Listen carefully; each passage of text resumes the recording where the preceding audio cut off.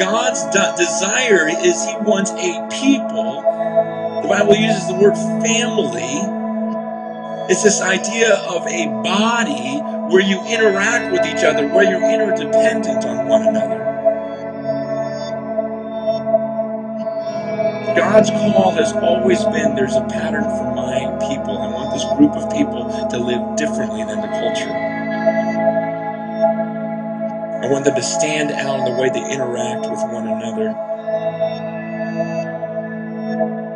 You know how many one another's are in the Bible? Oh man, there's tons of them. What does that tell you? That means there's a sense in which we have to live with one another. Some examples, all over the Bible says love one another.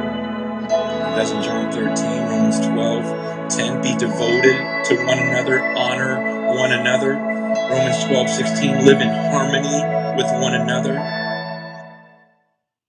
And that's why the Bible says you got to do this thing together.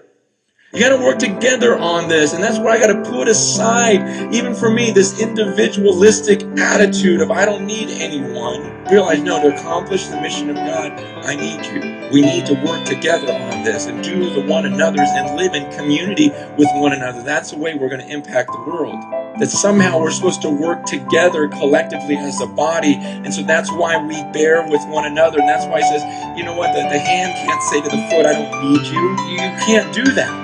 You're a part of a body now. That I can't say, you know what, I don't need you. That I can do this on my own. And I'll be honest, there have been times when I've thought about that. Just as you've thought about ditching this body, I've thought about ditching the body. Man, I don't need you guys. I don't need the problems you guys bring into my life. And it's like, man, I can do this without you. I'll just go do something else. And it's those thoughts have gone through my head. It's human nature. But the Bible says you can't do that. Bear with one another. Put up with each other. Forgive whatever grievances you have with one another. Man, let the peace of Christ rule in your hearts, because you are just members of one body.